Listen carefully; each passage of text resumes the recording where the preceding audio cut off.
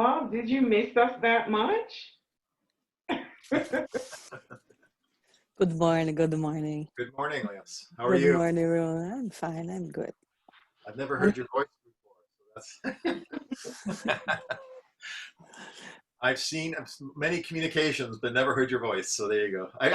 Maybe in the video I did. Yes, in the video you did that one time. But there is one point. Usually you send twice or three times the same email. Is a little boring. I know about that. But it's about the same situation. That's the point. But that's okay now. That's okay. Thank you. You guys couldn't hear me then, could you? No, now we can. I was going like, I miss everybody. Hi, Bob. So sweet. I miss you. All right. So this, hi guys, this is a fireside chat. I thought I'd wait just a little bit. I was on another call, and also I know what happens to you guys. Not everybody will show up on time. So I waited a tiny bit to start this one today. But the purpose of this, and Bob and I thought, is just to make sure that we address any issues you may have or questions you may have with the operations course that I've taken over for Bob. Bob's here too because it's his baby, and he put it together and knows how it works. And so I just really open it up to you guys so that you can ask us questions, any concerns you have, or we can try and address those concerns this morning.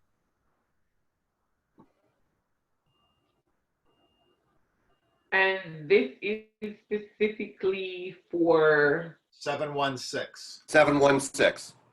All right.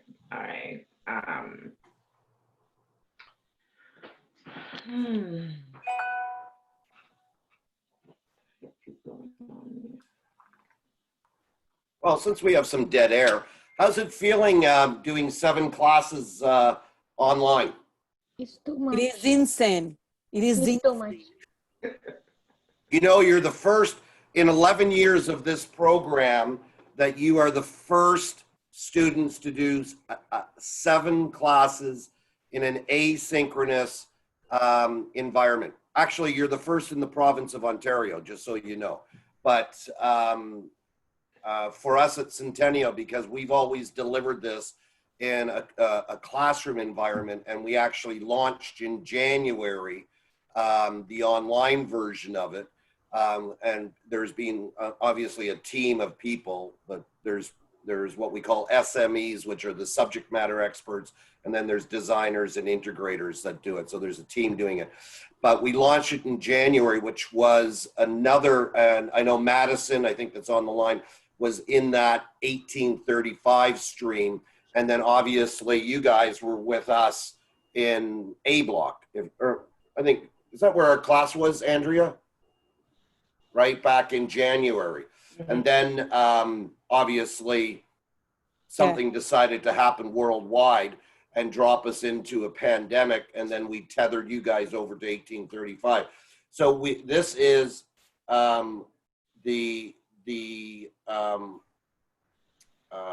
I'm going with the second semester that you're in, which you're weeks away from completing, is you're the first. I think there's 45, Ron, in this semester. That's correct, yeah. Yeah. So I'm curious. I mean, I want to focus on 716, and I've got a few things I've sent Ron. I just sent you an email, Ron. I don't know if you can refresh and grab that, but if you could post that information up to the newsfeed. The whole idea behind 716, which is obviously experiential event operations, is for you to be, typically when we're in the classroom, it's 4 hours. 2 hours is sort of in the classroom, and then the other 2 hours, or the experiential side, is going out and working at events, participating with events, and sort of accumulating, and again, approximately 60 hours of event experience working with an event planner. Obviously, for my 31 students, which are now tethered to 1835, that's being a little bit of a challenge. What I encourage, and I think I've been saying this right from the very, very beginning, is you need to really, and we started this in January, yeah, I did talk about in January, we need to plan for the future. And I know that with some of you, I've had some offline, we'll call it, like not in the classroom environment, but through emails, conversations about planning for revenue streams coming in. Obviously, I'm on my summer break, but I'm still putting a lot of time into doing my own little bit of research and doing my own, I'm in a class right now trying to get a certification. But revenue, the industry, it is definitely taken, and I'm not going to candy coat it, but it's taken a hit. A major, yeah. Bob, where do you want me to post that information? Post that to the news feed, the front page, like the front, yeah. So what Ron has is everybody's finished their career, the career portfolio, which is excellent. You've done your, I believe everybody has, and everyone's done their CVD. They've done their analysis, I guess you would call it. And keep these links, keep this information. What Ron's posting today, Ron, or you're going to do it now? Or? I'm going to do it right now, but can I actually attach a document here? I don't know if I can attach a document in. I don't think I can in a news item. I can just post information or post a video or post a link to something. At the bottom, doesn't it say attach? Oh, you're right. I'm back. My bad. Okay. That's okay. So what Ron's posting up is it's basically a salary overview for hospitality individuals. For you in the event industry, what I always say for postgraduate students, it's typically between about around $40,000 to $80,000 a year. That's the annual salary. Not right out of graduation, but that's the ballpark. You're going to see it highlighted in red, and it starts at around 28,000 and goes to, I think, 79 or something like that. So that is our big, I mean, you can look at the whole document because it has everything in hospitality, all culinary, all this kind of stuff. But from the event planning, which I focus on, that's where our sort of pay scales are in Canada. There's also a link that goes in, you'll see it in the news feed as well, that you can actually click on. And when I say about these links, take these links, put them into your contact list in your Google Drive so that you can use it for future reference. One of the things that I see with alumni and when I'm talking after graduation, they're trying to say, you know, I'm interested in this position, but I'm not sure what the credentials are, or I'm not sure what the tasks are and so forth. And this is what I try to do after your graduation is say, okay, what are you looking for? Where do you want to work? And what revenue sources do you need? Like if you can live on $30,000 a year, great. You know, so there's a pile of different things that are going on. If you need $60,000 a year, okay, so we got to look at 60. If there's $80,000 a year, then we got to look at 80. But you've got to be realistic. And what I'm saying now, and when I'm talking to the colleagues that are out in the field with the associations and people that are in business, we're flattened right now, meaning that we're going to need to work together, all of us, to be able to create that forward thinking and that pathway to success. So what that really means is you're going to need to diversify. And I know that some of you and I have talked, and you're going to need 3 or 4 revenue sources coming in. And whatever those revenues are, I met a graduate actually over at Metro the other day in Scarborough.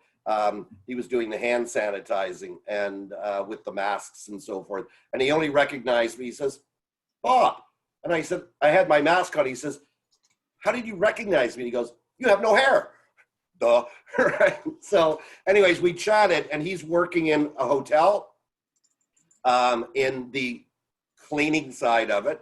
And he's also working at Metro and he's also working at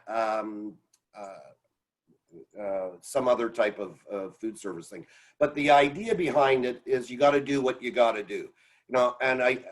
And that's where I'm saying is that you need to really sit down and think of what number you need to live for the next period of time. And I'm saying 2, maybe 3 years.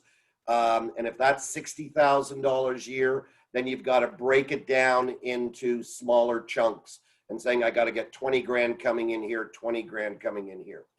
Week 8, which is open, dives deeper into entrepreneurship, which means starting your own business. This is the moment. And what I mean by that is you need to think, and I said before I went on break, the saying of get outside the box, throw the box away. Don't. You've got, everybody should be really looking at, if you feasibly can, watch the video for the fun little video that's going on for week 8 that's in there. There's couple other links that go into different things.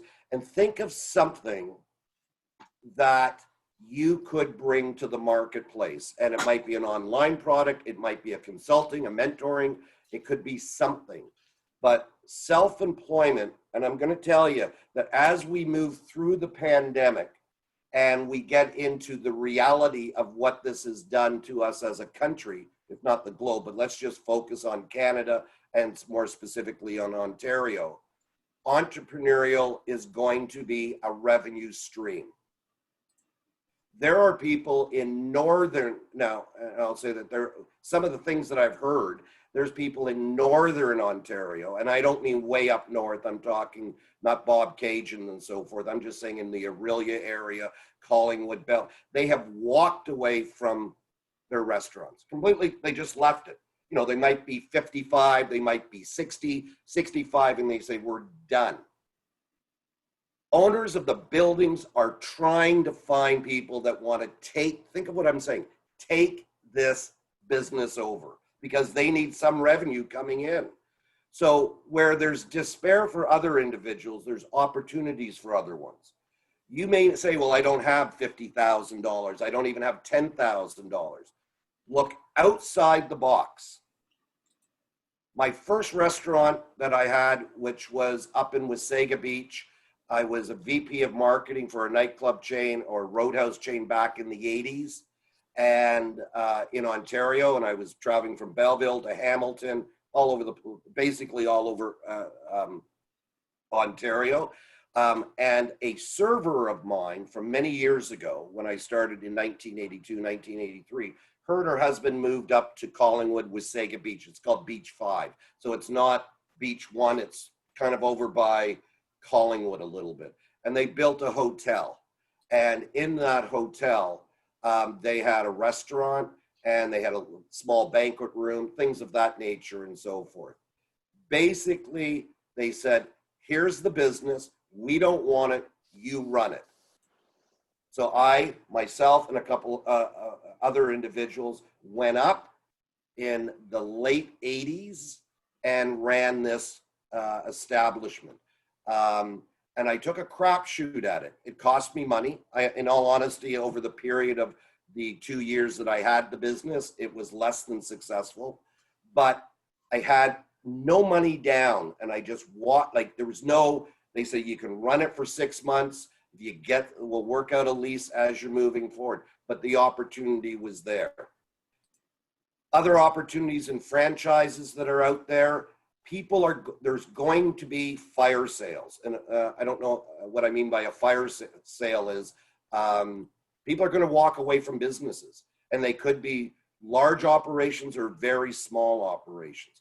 Find the niche that's out there for you. So that's what I call the revenue source. That's your entrepreneurial spirit. It can be, I'm working on something right now, and I'm hoping that after graduation or after, I'll be back in August, that you still communicate with me and we can collaborate together. But I'm working on a small little entrepreneurship project right now. Not a big thing, I might launch it in the latter part of this year, but it's for conferences and so forth, and it's a novelty item. It might work, it might not, who knows? I'm not putting a lot of money into it. But that entrepreneurial spirit needs to be in every one of us moving forward in some form of a revenue source. Then the next step is whatever it takes. If you get an offer in a hotel, or if you get an offer in a convention, well, convention centers I think are going to be closed for quite some time. I think we'll see in stage 3 the hotels open up. And I don't care what position is available. If it's a lobby host handing out hand sanitizer, do it, take it. And I'll tell you why. Because now you're on the inner circle, which means if you're working for Hilton, Marriott, if you're working for any of the major hotel chains, just like at Centennial, and Ron can support this, whenever other postings come up, they go internal first. That is in every corporation. Well, I think it's every corporation. I know, Ron, you've been with some of the big corporations, but well, sometimes they say it's internal, but they're actually looking for new people. Oh, really? Yeah. So Okay. they'll say, oh, internal first, but then they'll say, we can't find anybody that fits the actual requirements for the role. That happens a lot. Okay. And then they're looking for fresh new people to add to the culture. They maybe want to change the culture of the organization.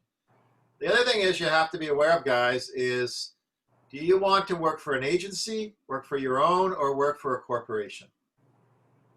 And you won't know that unless you try it. Yep. Okay. I've worked in both. So I've worked in agencies, I've worked in for corporations, and I've worked for government. Okay. And I've realized government's not for me. But that's okay. And at the same time, you'll figure it out. And I figured out as time went on that I really wanted to work for myself because it gave me the control and the freedom that I needed. Now, my fear was I wouldn't make enough money, but I ended up making more money than I did even as a corporate citizen. And so I got out of the corporate world in 2013. And for me, that was very helpful. Little insight. Now, sometimes it's easier to get a job at an agency when you're starting out. It's usually easier because they're looking for young, fresh blood. They don't pay as well. Now, if you excel at the agency world, they pay very well. Okay, but in the beginnings, they don't pay all as well. If you work for a corporation, they will pay better, but they're looking for 2 to 3 years, sometimes 5 years experience. So that's the other thing you need to be aware of when you're looking for a role in this industry. Anyway, over to you, Bob. Perfect. And it's so true, is that agencies are another opportunity that's out there as well too. We're seeing job postings up for what they call digital event planners. It's interesting what this is, but they're called digital event planners. And it's worth diving into it and seeing what the credentials are. I know that the associations, the links have been posted up. You should have them. Diving into the associations and reading out their blogs. I know everybody's actually, I saw 45 posts on the blogs. I haven't got into them yet, or Ron and I haven't, but I've opened a couple of them actually, and some of them are trends. Blogging is great. It builds your profile. And again, as I'm saying, in these uncharted waters, it makes no difference to me what you're doing. Do not, I mean, if you're fortunate and you graduate in August and September, somebody rolls out a job to you as a junior full-time event planner, 40 hours, 60 hours a week, and it's got the pay, absolutely jump on it, take it. But I'm working on the reverse side of it, saying that you're going to need revenue sources coming in. That's why I'm saying you got to look at what that dollar amount is that you need to survive, run your life, and so forth, and then diversify it into 3 or 4 different revenue sources. We could come in with a second wave. I don't know if we're going to or not. Nobody on the planet knows that, but having different revenue sources coming in can support you. And I really am emphasizing on the entrepreneurial thing. It may not come to fruition in September, October. It might be an idea that you have in January, might be next year. Just read, listen, and the blogging, I mean, you've done your task for the assignment for us, but continue it on. Maybe once every 2 weeks, blog a little bit, get out there and build your profile. What Ron was saying is agencies. I think a lot of companies, now I'm not an HR specialist, but I think a lot of companies could be a little bit nervous hiring full-time people, and they might go to agencies for the next period of time. I also think that there's going to be an opportunity in the hotel, once the large convention centers come on board, there's going to be great employment opportunities here for, now it might be entry level. It may be, what I mean by entry level is it might be frontline staff, lobby hosts, servers, bartenders, conference detailers, which is setting up conference hosts, all these type of things. Because majority of these positions right now, and I'll tell you, the convention center, the Enercar Center, these places and so forth, most of these people are in their 50s. They've been around for 20 something years and so forth, maybe in their 60s, some of them, and they've got 20, 30 years of experience doing this. And I have a gut feeling when we do get back to whatever our new normal is, some of these individuals aren't going to be coming back.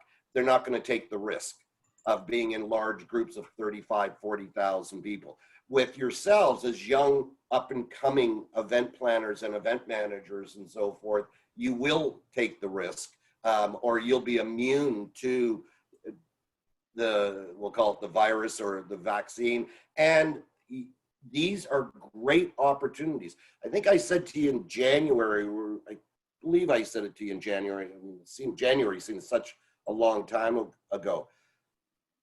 And you can ask Carolina this. She used to work at the Metropolitan Toronto Convention Center. Some of the top line event staff are making they're in the $100,000 bracket.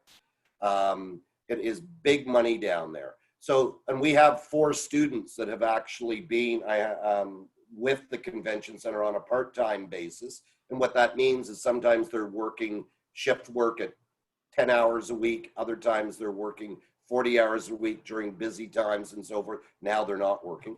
And they're in queue to go onto a full-time position. So again, what I'm trying to stress here is try to be entrepreneurial if you can. And it might be a pipe dream, it might be just something on the side, nothing wrong with that. Dive deep into week 8. It's only a couple hours for this week. It's a very small module week. There's a little quiz at the end of it. That's all you are required to do. Grab 3 of your colleagues' blogs and respond to them. And Ron and I will be diving in, reviewing them and giving some feedback and comments to it. And then start, when Ron posts up the link that's there, start diving in and planning. Take this week and just sit down if you can and say, here are all my expenses for the next year, 2 years, and divide it up and see what you need as an annual income. And then start trying to figure out where you are bringing your revenue sources in from. If you send me an email, I basically, it'll bounce back saying that I'm out of the office. If you send it to Ron, he'll respond back to you. I'm back in the latter part of August. I'm hoping that, and I may be in another one of these sessions in a few weeks, but I'm hoping that when I get back, we can still stay in contact and so forth. I think I'm back the last week, right, Ron? I think. I'm not exactly sure, but. Sorry, Bob. I've got a quick question for you. Sure. Was that your, I got distracted for a quick second. For the event blog post that's due this week, was that what you were explaining? Well, there was the event blog. There was the blog that was due Sunday, right? There's an event, yeah, but there's an event blog post that is due, that was due on the 12th. Yeah. I haven't got to yours yet, right? It'll still accept yours. Like if you haven't put in the blog post yet, then it was rolled out in week 6. Oh boy. All right. See, I missed that one. That's okay. It's due this week. No, it's past due. Okay, so I know a couple of people had questions about that. So You because just, we did the blog, right? So we did the blog and we uploaded our blog. Yep. Oh, that's done. Mm-hmm. Oh, okay. And so for the event blog post, what I'm No, part one is to create a blog in your, everyone's got a Gmail account from first semester, and we've got Blogger, which is in the Google platform. There was a list of associations, pick anything that you want to discuss and basically put together a blog page with a couple links in there and a little bit about it and so forth, and then post it up, and which everybody did. Well, I see 45 of them in there, so unless there's some double posts and so forth. And again, you know, it's typically we do this in the classroom for the most part, but and we do it together. This one we've done virtually, so it's Ron and I've got to dive in to see how they are. Where if somebody's missed it or whatever, some of the links may open. Sometimes they do, sometimes they don't. There's different reasons for it. That's the first part. The second part is now pick any three of your colleagues' blogs and read what they wrote, and then write a little comment to them of, I think, 50 words, 60 words. So that's in the discussion folder, right? Yes. Okay. And that is due in week 10. Okay, so the spot under our assignment folder for the event blog post is where we are supposed to submit our blog. You can let me. Want me to share the screen where she's to do it? Yeah, share the screen. Okay. If this, are you sharing, Ron, or am I? Oh, you are. Okay. I can share. Okay. So go to assignments. Yeah. So in assignments here, assessments. Assessments. Go to assignments. Assignments. You'll see here event blog posts. Right. So far, there's 35 new submissions out of 45 students. I thought I saw more than that. Okay. I don't know. So, okay, no, but that's live. So Ron's got it there. So that's where you can just cut and paste and put the link in there, Andrea. That's the easiest way. And some people have actually completed, I haven't got to this, some people have completed the blog response. Yeah, so there's down here, event blog response. So you are to respond to how many? This one, right? Three. Right. Yeah, okay. 3 of them. Okay, just print it the screen and upload it. Don't need a report beside that. Correct. You need to create whatever you wrote in your blog. You can either put a link to it, or you can put it on a Word document like some people have done and upload it into this. Yeah. Okay, just print it. Could be some few comments about that, about the blog, and upload it. Don't need to do a huge report. No. Okay. No. Have you read blogs? Okay, so I'm in a little small screen here. If you go into the assignment or into week, can you bring me up week 6, Ron? The link should all be there. If everything worked out of us, yeah, just go into content weeks, should be week 6. Go down and click on week 6, part 1. I think it's week 6. That's the production schedule. Keep going.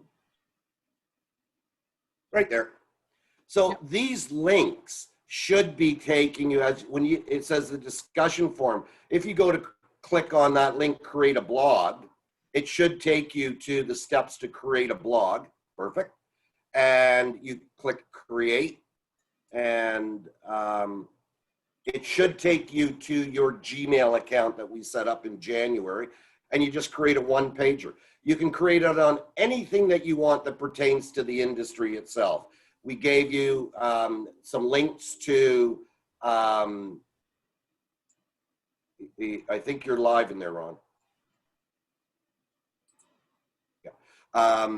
So if the links worked, Ron's right by saying you can cut and paste your blog and put it in a Word doc and stick it up. But if those links should take you right to your assessment folder, it should. Now, again, guys, we're doing the best we can with these links. Some of these links are working, some aren't. I'm the one that what is called the SME for this course, which is the subject matter expert. I work with designers and integrators. I don't do the web-based stuff. I don't. And I got to get them when I can't get links working. I can apologize. We were, as I said, we've launched this in May or latter part of April, I guess it was. No, May. We launched it in May. And it's, there's back end maintenance, trust me. There's a lot of people working on the back end of it.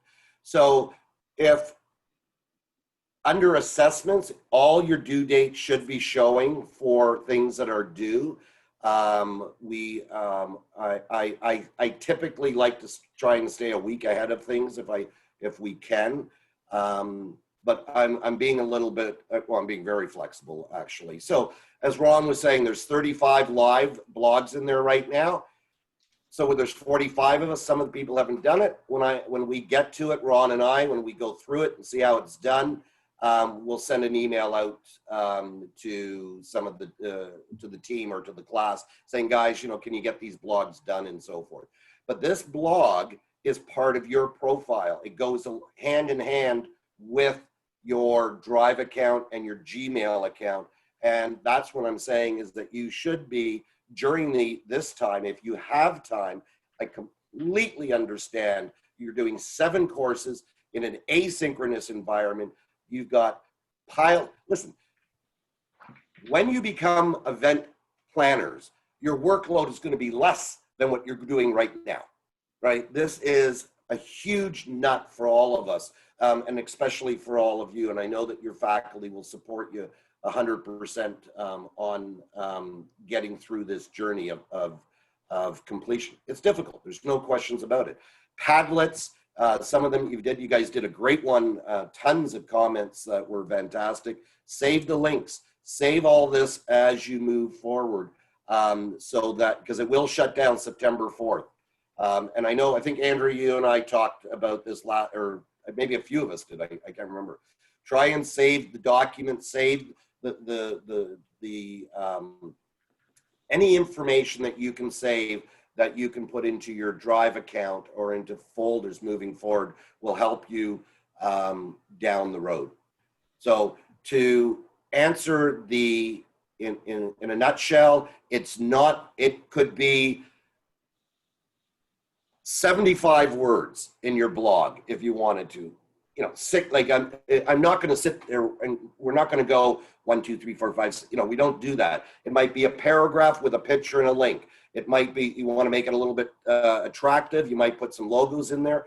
Just be a little bit creative. For some of you, this might be the very first time you've ever blogged, and that's fine, right? So give it a shot. You're not going to, if you try, you're not going to get it wrong. No, that's the bottom line. It's about trying. So I blog a lot. If you guys go to my website, you'll see lots of blogs. I also vlog. Now, blogs should be in the real world 300 to 750 words. Okay, that is, if you write 750 words, that's 2 pages on a double space. Okay, basically all that is. But you should always have, as Bob has said in there, links. Links help increase your searchability and your blog searchability for people to follow. That's why you do it. In addition, those links should be throughout, and you should have images and facts related to your blog when you have it in there. And also, when you source somebody, you should make sure you reference that source, because what's important is that it's not your information, but you can say, Ron Coughlin said That's APA formatting, which I'm not sure we're getting too deeply into here, but it's No. important. Even if you're doing a blog, they're always source somebody so you know if you're not talking about your content, you're referencing. Now, you can use other people's information to support your point of view in your blog. That's a really important thing to know because there could be some great past research, past articles, past whatever that helps support your point of view in your blog post. Ron, would you mind sharing your link, like your blog link, Sure. with the group, just so they can take a look at it? But and even if everybody that's online, if you go and look at all the association links at the bottom of pretty well everybody's web page, you will see on the right-hand side blog, and you can click on it, and they're good, and you can take any article you want. So, I mean, So Ron does this professionally. I do blogs. I have a new podcast that I'm doing. It's getting quite a lot of play, but in addition to that, I have my blogs in here. So I've had or YouTube stuff that I did, but there's also actual. If you go to the next, like here's a blog I did, and then there's a bunch of other blogs and vlogs. So I'll go to page 2. So I did a whole bunch of actual blogs, writing blogs in here as well. You know, storytelling. Oh, did I lose you guys? Andrea, can you hear me or no? Yeah, we can. Oh, okay. Social media patience. Frozen. Was that me? So anyway, you can go in here. I'll post a link. Great. Hello? Yeah, I'm. The other thing you can add on, can you guys hear me? Yep. Okay. Is you can always put a great picture or two in your blog. Like I talked a story about storytelling, and I used a story to give an example of that. You can read about this story. It's the story of one hot dog. Okay, so the idea was I created a story around how to get noticed when creating a story, but I used the story to communicate that. Okay, and what I did, this was when I was head of marketing at Dairy Queen. We were trying to get the whole system in North America onto one hot dog. It was the hardest thing I've ever done. and I tell a story about that and how to do it and different ways and how to get noticed by doing storytelling. Okay, but so you can see a good blog has a creative headline, right? Storytelling, one hot dog, one brand. Okay, you're like, what the heck's that all about, right? And that gets people to be engaged with that headline, the picture, and then you'll start reading the blog. You'll also notice in this blog, there's a bunch of links in here. I reference Chiat Day, which is Lee Clow. He's a famous storyteller, right? So I have a link to Lee Clow. That increases the SEO on that actual blog itself. In addition, there's other links throughout here. So also, any good blog has a beginning, a middle, and an end. It's like any good story. So you have to make sure you write it that way, and that you're to the point. You have good backup. You have other people referencing you and linking to you, and that what makes it. So this is my blog page. Where do you want me to post this, Bob? On the Blackboard site? I would probably news feed. Okay. So I'll just say if you're looking to read some blogs to get an idea, here's a link to my own blog. That's what I'll Yeah, just on the news feed. I think that's probably the best to it. Now, everybody keep in mind that Ron does this, plus he does his podcasts and so forth. Yeah. What we are trying to get you to do, because for some of you, you've never blogged before. All we're trying to do is to get you through the learning steps of setting a page up. And then as I indicated, I think it outlines around 75, 80 words, something along that general line. And I'm not, if you want to go longer, if go as much as you want, but just want to get the page up.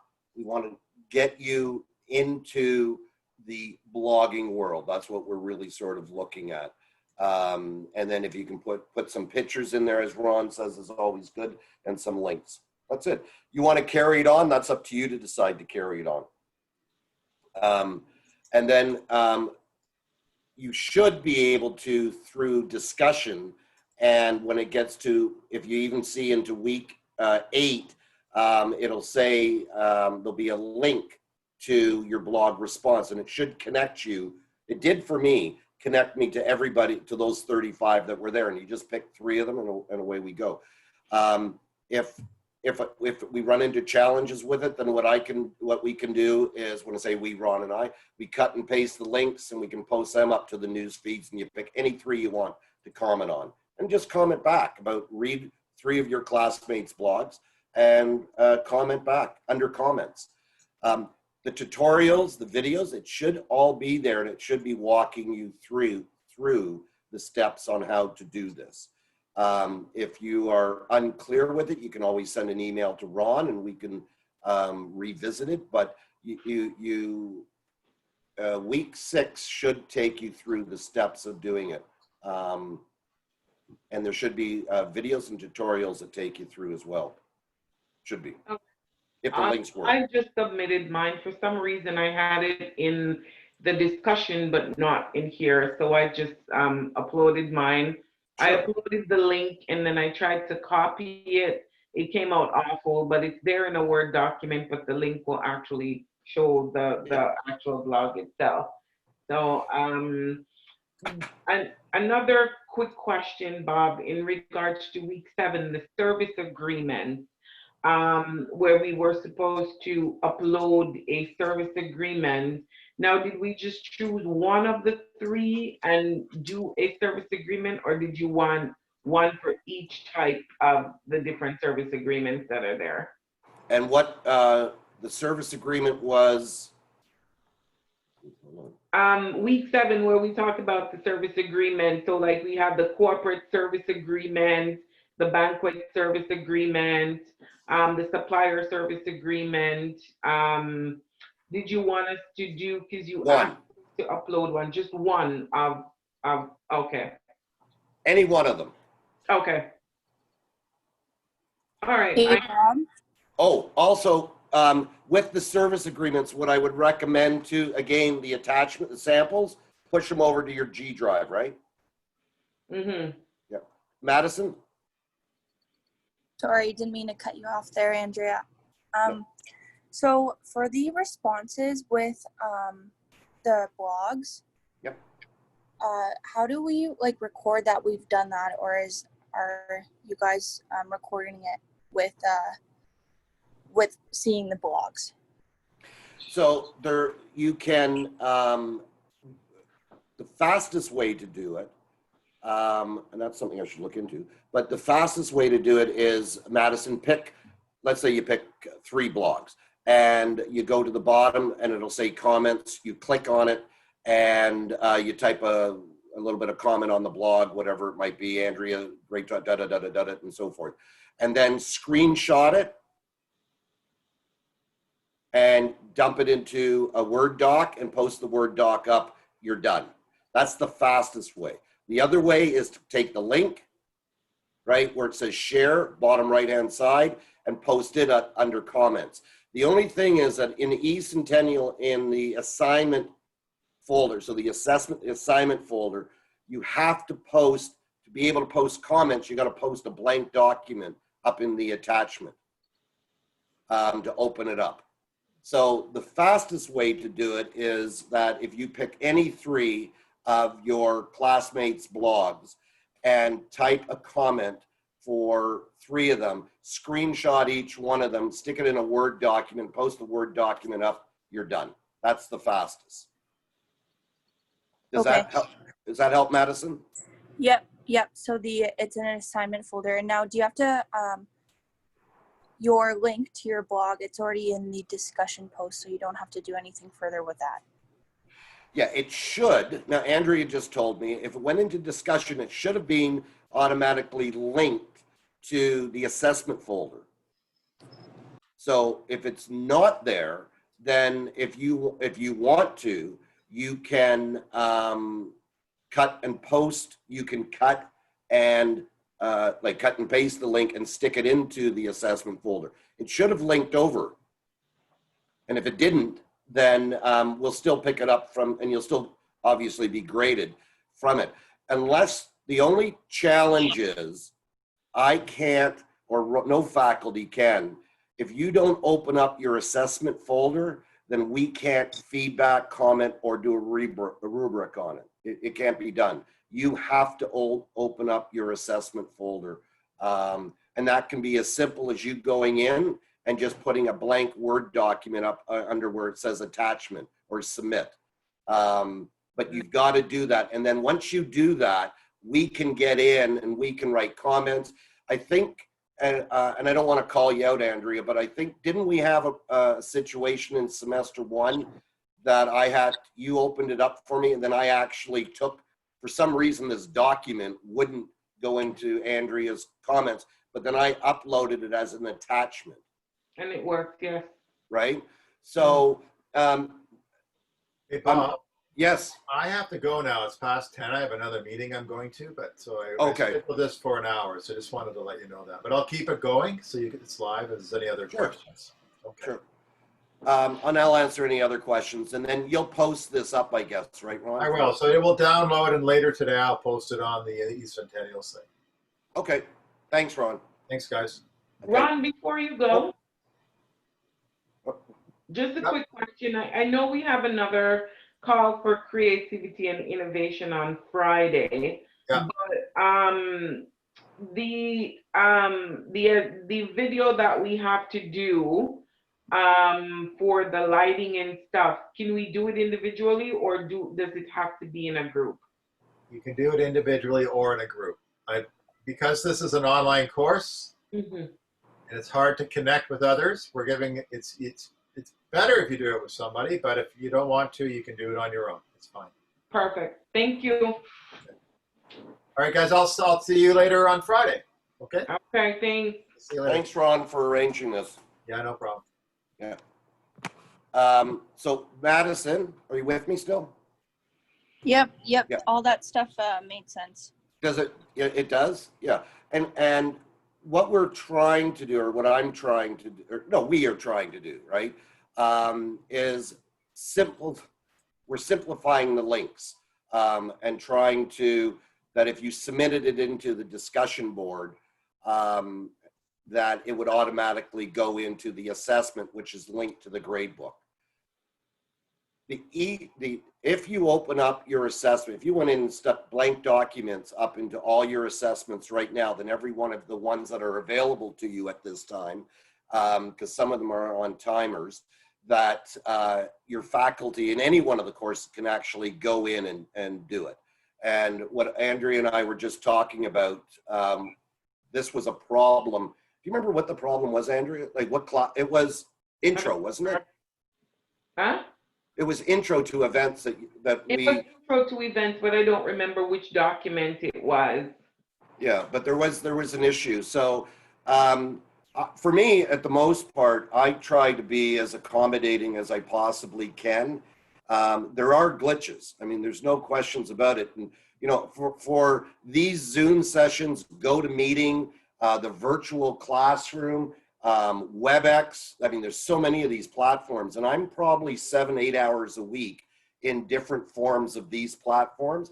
And I have been in meetings that have been with 60 people, 6 people, 20 people, and some of them run really smooth, and some of them are just absolute disasters. This is all a part of our learning curve moving forward over the next I mean, we were all thrown into this, and corporations are having huge challenges with it now, trying to coordinate all of these different types of digital meetings and conferences. There is something that's coming up at I think it's the end of July, and it's I think it's ILILI, the International Live Event Association, some form of an award show. It's about $50 to attend it. I may post the link to you guys or not. I'm thinking about attending it myself because I'm trying to get my head around, or again, I'm trying to get my head around these virtual events and so forth. One of the things I will say is, and I talked to a colleague of mine that sits on our PAC, that has a dinner for 800 people that is not happening, that has a dinner for 600 people in Scarborough every year, and it's not happening in October. Like, that's the bottom line. So they're working on trying to figure out a way on how to do this event virtually. And what I've said to them for the time that they're saying, well, maybe we'll just postpone it. And I'm saying, no. I said, if we postpone things, then covert wins. I said, what we need to be able to do is look at a different platform, and that we could do this virtually. So I said, why don't we look at this opportunity? This might work, it may not work. Do it in a virtual platform like this one, GoToMeeting, whatever it might be, that people are in small gatherings at home, and the food that they typically do, because it's a cultural group that does this, the food is delivered through Uber Eats or through a delivery service of some sort to their house for 10 people or whatever it might be. And they sign in, and there's live entertainment that goes on, you know, and there could be lucky draws, there can be raffles that come up, there can be surveys, there can be interaction things. And again, this is really new to me, so I'm just exploring it. But like, I'm watching America's Got Talent last night virtually. One of our executive chefs, Rodney Bowers, has a show on the Life Network, CTV, called Double Dish. I think it's called Double Dish. And him and his partner, the two of them, or him and his wife, but I don't, anyways, that they are doing it themselves. And this is on network television. So I'm saying is that it's uncharted waters. When when they were being interviewed on, I think it was today, one of the shows, they were saying, how did you, they said, a box of lighting and equipment came to the house with some cameras, and we set them up, and we've practiced and tried and tried and tried. And that's really what we're doing now. And this is a great learning opportunity for me, for sure, and for all of us. So make the attempt, let's go through it, and we will prevail. There's absolutely no questions that we will. That's just me. I mean, as I said, you know, from my end of it, I'm working on another little entrepreneurship project, and help have that business up and running in the latter part of this year, and I'll share it with all of you. You might think it's crazy, but I think it's something that might work in the conference side of it, and it's just a novelty item more than anything else. Okay. Set your goals. Your financial goals is really important right now. You've got to figure out what you need to live, whatever that number is, 50, 60,000. And if you go like 200,000, you're being unrealistic. I'm saying be realistic what you need to pay rent or mortgage, whatever you might have, what you need for food, what you need for entertainment.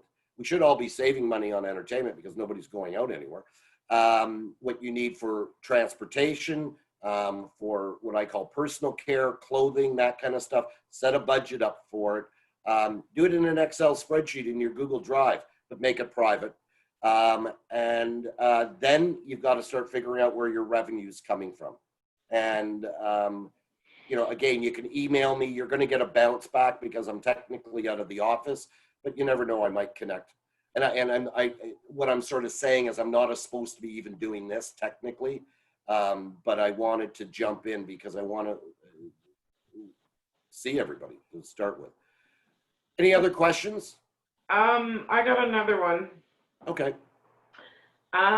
So how do we connect this blog to our Google Drive? So I'm in my Google Drive, and there is a place for a blog, right? There is a spot that says blog in my Google Drive. In your Google Drive, when you go to the waffle, is that where you say, like over in the top? I go to the EVNT 81320W, right? Yeah. I've got the 10 steps to success. And then I have a tab that says career portfolio, sample events, the will stuff, And there's a part that says blog. Blog, yeah. So in there, what I would put in there is I would take your link, your actual blog link from Blogger, put that Word doc, stick it on a Word document, and stick it up there. That's it. Yeah. You're done. I made it. Have you done it? Mhm. So if I do, okay, so so put the link for the blog on In a Word, a Word document. and Word. just stick the Word document. The on. Word document Mhm. under, okay. I thought there was a way to kind of just import that. Okay. All Not right. that I've been able to figure out. Okay. Gotcha. Now, if you can figure out a way how to put the link in there without putting it on a Word doc, I'm trying to make it as simple as possible. It's the same as your 3 responses. You could post in that file for your blog, or you could, if you do your Word doc and you just do 3 screenshots and stick it on a Word doc, you could post it up, and then your blog file for your portfolio is completed. Okay. So we put that in through a Word document or screenshot. Yeah. And then the Andrea. Process invite. Yeah, for your blog link, don't do a screenshot of it. Actually put the link on a Word document and then post the Word document up. The reason is for future, then you can go into your blog file and just click that link and it takes you right to Blogger. If you do if you do a screenshot, it won't be live, right? Right, but you were saying we can screenshot the blog itself as well and put it on that Word document. For your blog responses, right? Right. Yeah. Huh? Yeah, right. for the fastest way to do your blog responses. I mean, this is your takeaway after you graduate, right? Yeah. Mm-hmm.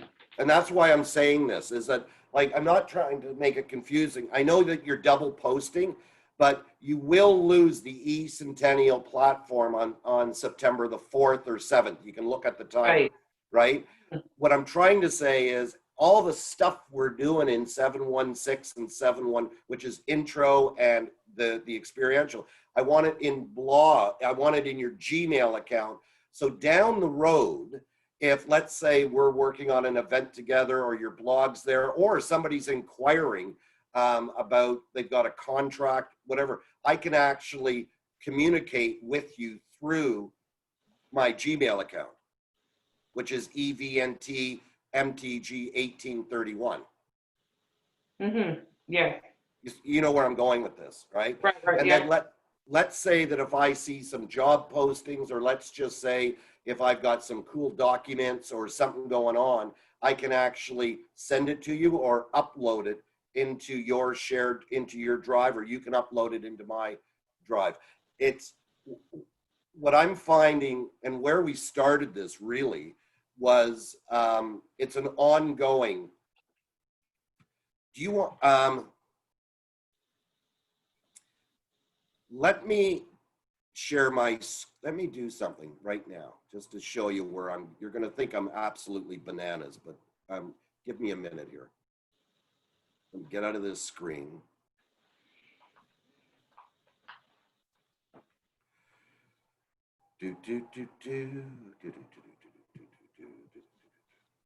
Okay. So I'm going to take a minute, and I think I should be able to do this. I'll show you. Oh, hold on. Give me a second here. Expand.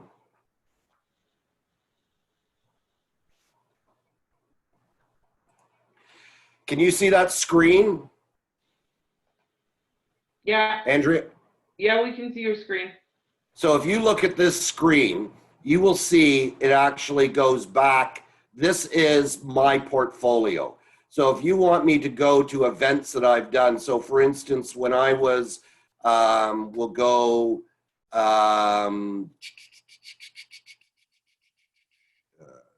my baseball merit, this was back in the 80s. If you look at this, this was back in 1987. and you can go in and you can see this is a baseball team that I did an event for the Muscular Dystrophy Association back in 1987. Yes, I know it's quite some time ago. But if I go in and I'll look at all different parts of the event itself. Now let me go when I was doing, that's my baseball. I chair of the Scarborough Walk of Fame when I did that event. I can go into the folder. I have all the documentation, presentations that we worked on for the Scarborough Walk of Fame that goes into a community stage that we did. Can you see that stuff or no? Yes. Yeah, we can. So what I'm saying is, what I'm trying to say is, this wasn't done overnight. This, I mean, I can go into 2000, when was I, let's go in, backup president of the Scarborough Chamber of Commerce. So when I was president of the Chamber of Commerce, there's a thing there with the mayor, but then there's different news clippings that I got, all this kind of stuff that was given to me, or it's part of my, what I call biography. And the idea behind this is, and I even have events that I did with, this was, I worked with students and did an event called Frostbite with them, and you know, different things that kind of go on. This is an article about the Chamber of Commerce that was done. All of this is documentation, but this is 30 years of a career that's all documented inside this portfolio, or this, that's almost a terabyte of information. There's videos in there, all different types of things that go in there and so forth. What I'm trying to do, or suggest that you do, is don't do what I did and start it in 2000. Start it today, so in 20 years from now, you have that rolling history of the work that you've actually done over your career as an event catering specialist. Does that make sense? Yes, it does. And what I used to, I can show you this. When I was doing my teaching course, this is what we used to do. So if you look at this as a career portfolio and it opens up, you'll see the opening picture and the picture of me. This is the old school way of doing it. This. The new way of doing it is the new way of doing it is digitally. It works the same way. Over here. This was an event that was done 6 years ago about from the class, right? And it is in the format of a binder, hundreds of pages into it. Us moving forward, we're doing everything digitally. And that's the way that events are being planned more than ever. The binder days are all gone. And more people, I know that when I'm working with with Scarborough Health, the Scarborough Health Network, and we do everything in Google Drive, shared collaborative documents and so forth. And with each of you having your own Google Drive, you were talking about doing an assignment together, play around with it. Set up a folder in your, another folder, share it with 2 or 3 of you and work on that assignment or that video. You can post it up, links. Just try. And that's really what I'm saying, is that with the blog is I'm not counting 85 words or 100 words. I mean, it's about making the attempt to try and do it. I'm not, you know, Ron's blogs are, I mean, that's what he does. This is what he does, is he does blogging and he does all this, the social media, all this, and I think he's got podcasts now going and so forth. We're not at that stage. So I'm just saying, make the attempt, you'll be fine. Does that make sense, Andrea? Yes, it does. Yeah. Yes, thank you. Okay. Any other questions? So under our Google Drive then, can we create, sorry, got a lot of questions. Can we create a folder, and then, for example, in that folder, we would drop the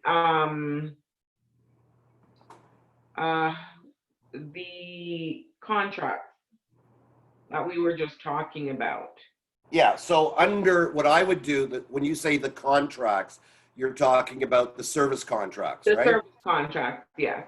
Yeah, Service agreement. so for me, what I would do is go into sample events, and I would have a subfolder called service contracts. And then under service contracts, I might have a subfolder saying suppliers, clients, venue, you know, subfolder. However you want to divide up your, we gave you the 5 folders, right? The 5 of them. One is the, which everybody has basically done. Everybody did the 10 steps. The only one that was missing is the risk management one, which is step 9, right? Mm-hmm, mm-hmm. So we could drop them under sample templates, right? Sure. We have a folder under there called sample Sure. template. Personalize it. Make it your own, right? Okay. I have graduates from two, because we've only really started this drive in the last 4 years. And I have students that I collaborate with now. They're working on events, and they have their own, they've customized it to what they want, not what I want, what they want. And if they say, Bob, do you have a template for argument's sakes that is, we'll say a service contract for a contract position? And I go, absolutely. And I just go in, post it up. They just fill in the kind of blanks to it and so forth. So absolutely, yeah. You can do, as long as you've got the 5, what we call the 5 basics, right? Or the 5 general folders. Once you dive and like the 10 steps for success, that's a thing that I work on. You can keep adding discovery questions. You can keep the whole process going if you want to. I've got 30 years worth of stuff in that when I shared my screen with you. Tons of stuff that's in there. Like some of the stuff I haven't even looked at. I still got piles of stuff that I'm trying to do there, because history repeats its place. And I always find I'm the type of person that I need to have a template. I need to have something to work with. And there is I have an opportunity to volunteer on a board starting in September. And I am now going back and looking at my volunteer work throughout the Chamber of Commerce. I've been with the Toronto Board of Trade for 32 years, with the Scarborough Walk of Fame, and they've got a specific role they want me to take on. And this is volunteer. There's no pay, no compensation.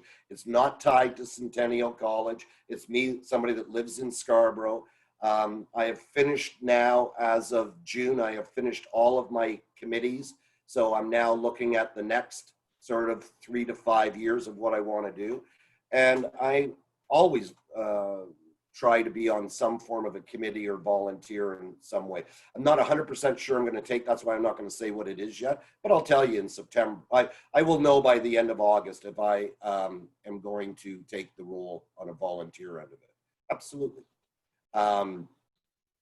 But yeah, so make your, as long as you have those 5 folders, Andrea, and the 10 steps for success has already been done. There's one that's missing, which is the troubleshooting one, which is your risk management one.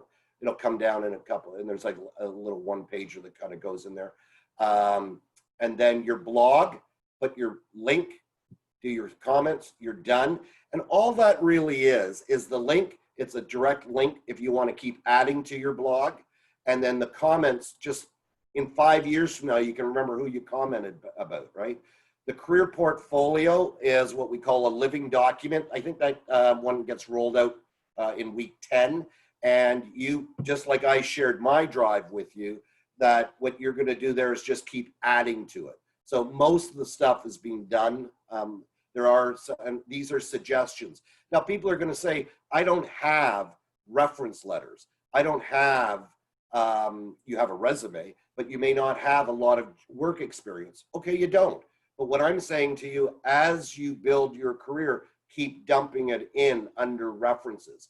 Certificates. I think I've got 22 different certificates from doing different things, whatever they may be. I mean, there's the standard ones that we have, which is WINUS, TrayCan, our SOPs, our Smart Serve, things of that, but all these other things. And then I've got dozens of certificates of appreciation for volunteering, doing these type of things.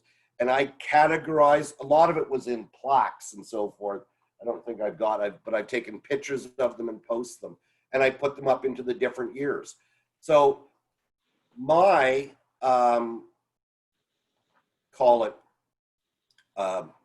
career path started in '82, and I'm taking it to 2027. So I have lots of stuff, and in some years I don't have lots of stuff, and I'm balancing it back out.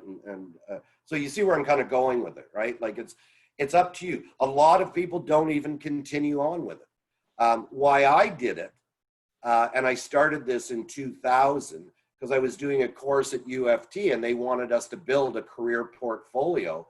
And I went, holy God, like I got to start this now. And I had shoe boxes and shoe boxes and shoe boxes and stuff. And there were people, and I was, much younger. I was in my 30s back then. And there were people that were in their 50s and 60s. And like, how do I dive back into stuff when I was in my 20s? So that's where we implemented the career portfolio end of it. It's a living document. Some people have tons of information in it. Some people are just starting off. There's no right or wrong to it. Does that help? Yeah, thank you. Okay, Bob. Yep. Thank you so much. No, just I don't have a question. I just want to say thank you. And this is a tough time for everyone, right? And we are. Sorry, go ahead. We are excited, and when we think about the finish the course and start a new job or whatever, one new opportunity here. And I wish I could to take more information from that, from how you can turn, this area, this field will turn for next step. We are international students. I think there is many things you need to think about that. And hopefully the professors can understand our ways, because, for example, about assignments, we have some different interpretation about some information, right? When you are face to face, you can get up faster than you were by online, whatever, by technology. Yep. I'm struggling a lot for that. I may try to do my best in this way, but sometimes I can. Mm-hmm. And then I wish everyone can get a great job or a new job, or can continue your entrepreneur, doesn't matter, but hopefully everyone can continue your journey with success. That's it. Well put. Well put.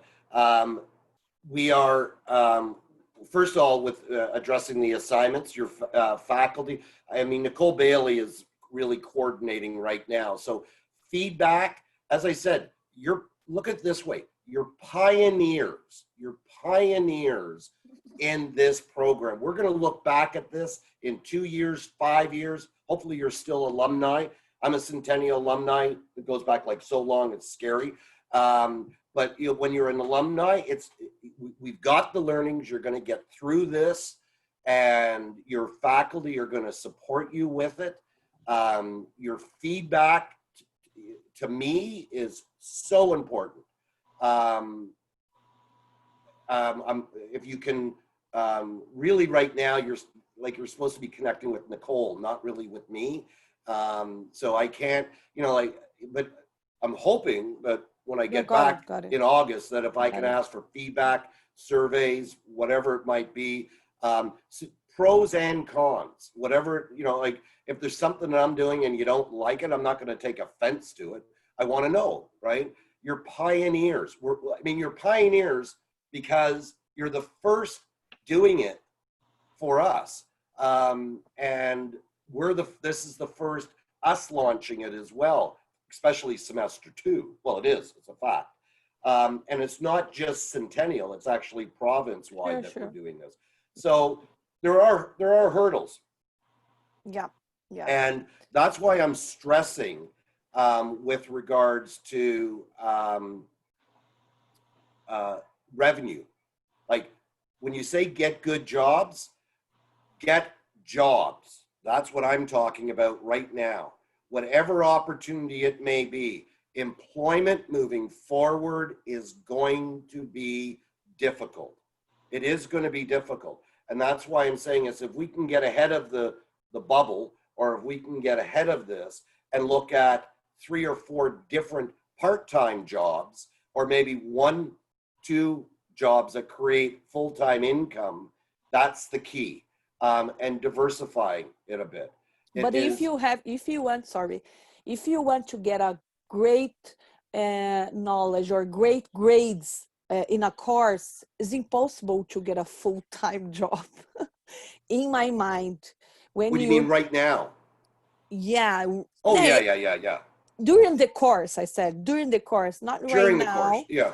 Yeah, right now that's okay. But during the course, if you want to achieve a great position, a great grades, for example, a great results, you need to be a balance. You need to get a balance for sure. But it's almost impossible to get a high grades and to take a full position job, to get a full position job as well. Yeah, For international student, I said. But not now. Now is the point to see ahead, to see for sure, to see the future. Now that's the point. That's it. And 2 things is that, and I've done that your GPA, which is your grade point average, right? Most employers, no, I'll say 90% of the employers have no idea what a GPA is. So they're not basing you on your GPA. They're basing you on your knowledge and the learnings that you have and what you can apply. And I've actually brought this up at a PAC meeting, which is my program advisory committee. It's made up of about 17 industry people. And I said to them, what is a GPA? And they basically had no idea what it is. So I know that you want to get super high grades, and I get that. I mean, that's sort of an SOP. It's a standard operating procedure for a student, but it's really about taking away the content, building the relationships with your classmates, obviously, with the industry itself, establishing your financial responsibility, which means what you need to live with moving forward, and figuring out the ways that that revenue is going to come in.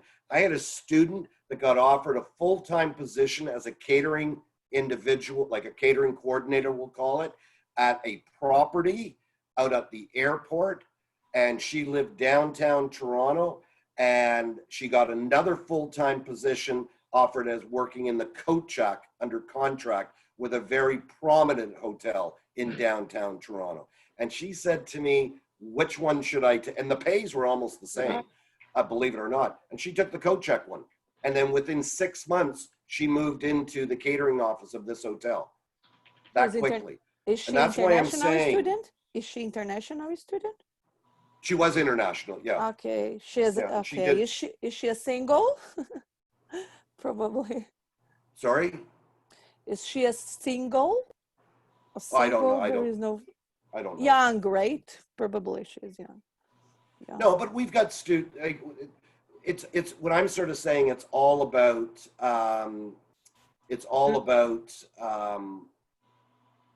creating your pathway. You know what I mean? For sure. Yeah. And just not yourself. Sorry? I'm saying that it's all about yourself. It's about yourself, but it's also about working. Yeah, it's about yourself and setting your goals and moving forward with it. I mean, I have colleagues that are saying like, why are you thinking of starting a business? And I said, well, why not? And I was even talking to my 78-year-old brother, because I'm the youngest in our family. And I said, Jerry, the day that I retire, the day you put me in the ground, I am never retiring. I might leave the college and I'll move into a different environment, but I need a job. I need to work. I mean, that's who I am. I've volunteered. I have worked in not-for-profits and fundraising, doing events since 1982. I still have to do them. And I still want to be a big part of, when I say a big part of the industry, I don't need to be showcased, but I like the idea of being an entrepreneur, like what Ron was saying, right? I like the idea of getting into the academic arena as well too. But there are going, and how we started this conversation over an hour ago was, there is going to be opportunities. No questions out there. There are people that are not going to want, they're going to pack it in. They're going to say the mortgage is done, kids are through college or university, you know, we're done, let's retire and move on. And there's going to be opportunities that are out there. Finding them, it'll be interesting to see. And if I get new ones, I'll share them with you. So when you're right. I mean, it's about you, about planning for your success, moving forward, no questions about it. Do the best you can in all your courses. You've got 7 online courses, guys. Like, I can't emphasize this. This is a lot. Like, it's a lot. And you're coming into what are we in now? Week 8. You'll be moving, you're shortening the semester, meaning you're 13 week instead of 14 weeks. So it's going to get a little intense. Time management is going to be really important, probably for the next 3 to 4 weeks. But, you know, work through the process, do the best you possibly can, and document and suggestions and so forth. You run into challenges. Really, when I say challenges on an academic side of it, reach out to Nicole Bailey and she will, should get back to you on it.